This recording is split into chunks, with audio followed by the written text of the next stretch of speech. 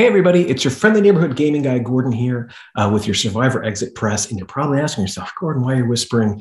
It's because it is late on Wednesday night, and I've got a sleeping baby upstairs, and I do not want to wake her up.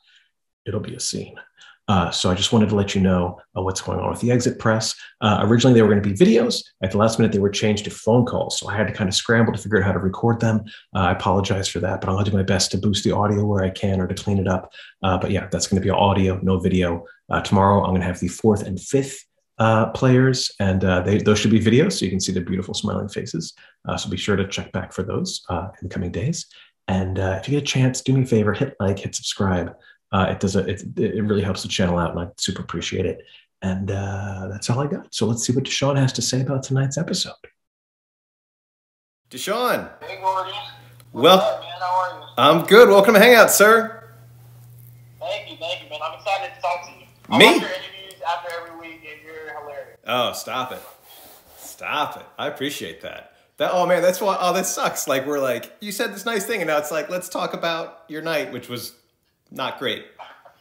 It's got to be good, though, to get the news immediately and not have to wait 8 months for it. Yeah, no, that took a lot of the stress off. I couldn't imagine, like, if I had went into that final tribal council, like, because I went into it thinking I had a chance, and then as it went on, I was like, oh, I stand no chance. But, you know, even coming out of that, if you had not known the votes and people didn't tell you who they voted for, I would have been so anxious for 6 months.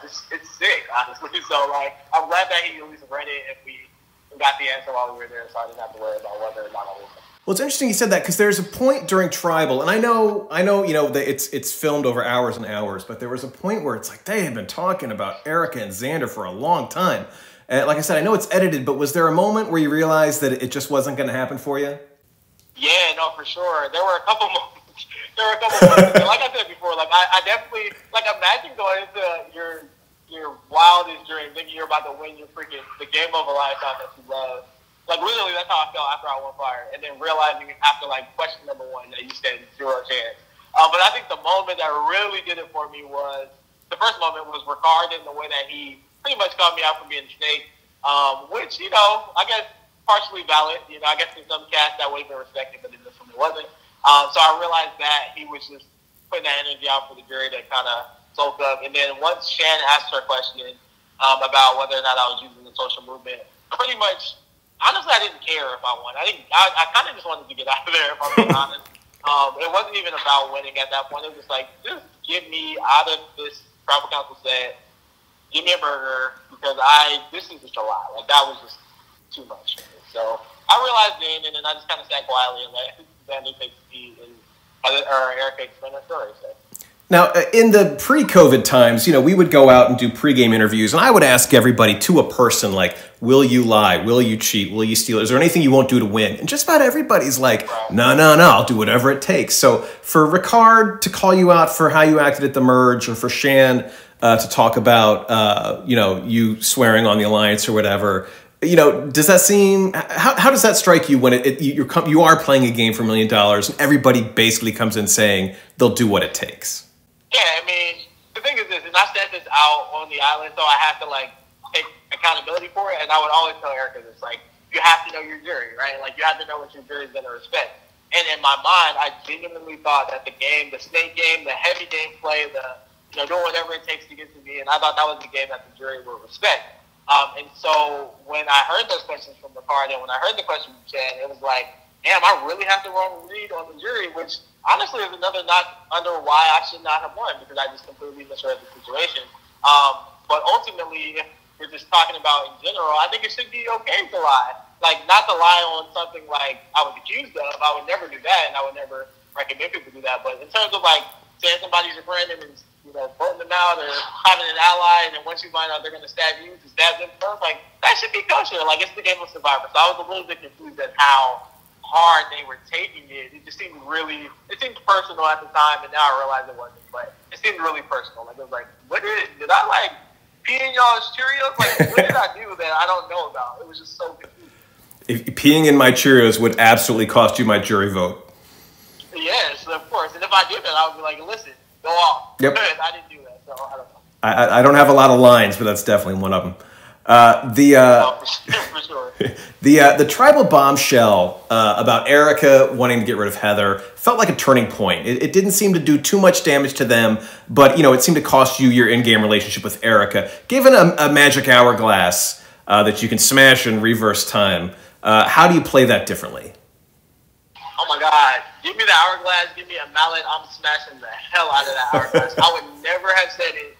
But the thing is this, it's hard to regret it because I felt fully on the bottom. I felt like they were a full four, that they were not going to split up. And so in my mind, I'm thinking, if I'm going home, which I thought there was a high chance I didn't see why they would keep me over Danny. I was like, let me help Danny out by throwing this wrench in their game and split them up possibly so that he has a chance. Because right now, they just look like a strong four. And they're not budging. So if I throw this out, at least maybe Heather will budge. And I didn't even really get to hear it because it was so loud in the video and all that. But it sounded like Heather did bite a little bit on that. But yeah, if I could go back personally, there's so many things that I would smash that damn hourglass with. So many emotions, so many impulsive decisions, so many arguments. It's just why?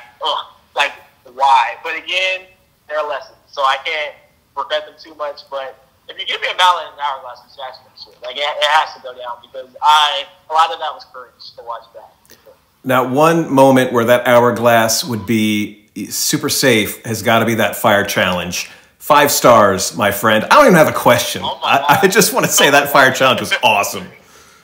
Yeah, no, for sure. It was so nerve-wracking being in that position and doing the fire challenge, seeing her flame go so high. I thought I would have got her for sure, but I didn't quit. And that's the key, component to Survivor and any advice I would give to people Survivor play. Just never freaking quit.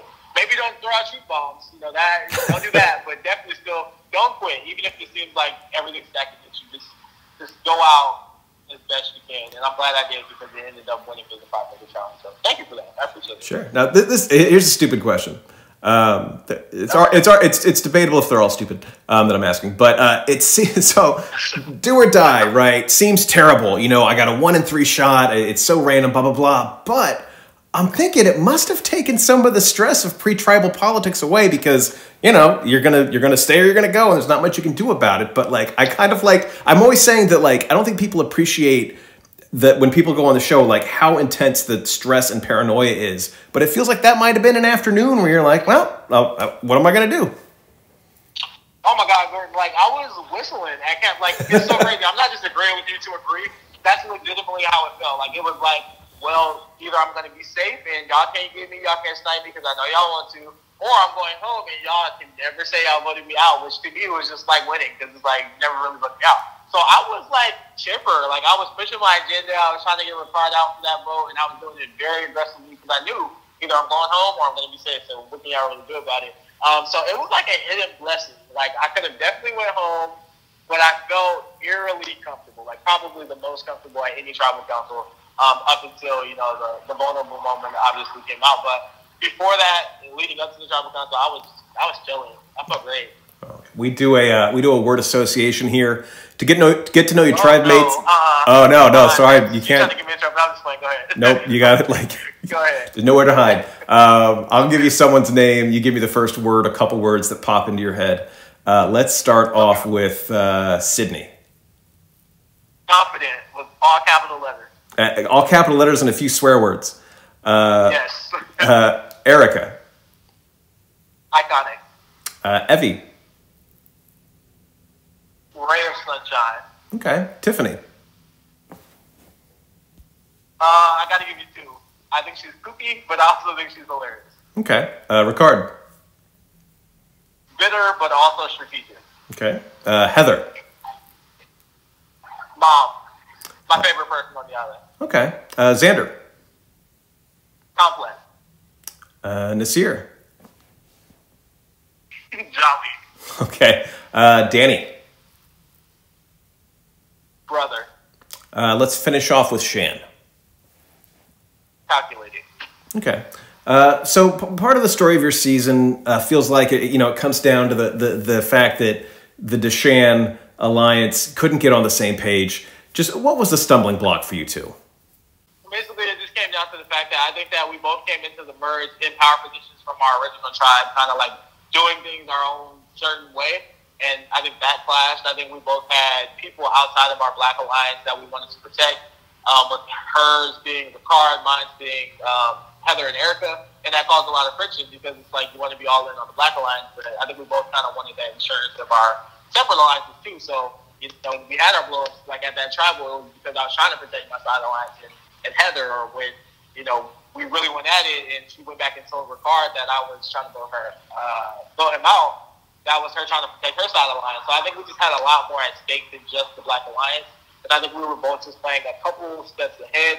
Also feel like, when I watched the show back, like, there were moments where she did try to really kind of come down to my level and, talk things out. And I appreciate that. And I recognize that. But I do think that there were also moments where she was very, demanding in a game like Survivor. Whether or not you think that's okay, sometimes it just doesn't jive with people. And so the way that we communicated, it didn't work out, but I think it was stemmed from the fact that we both had separate interests in terms of like the outside of our core alliance. Like we both wanted different things.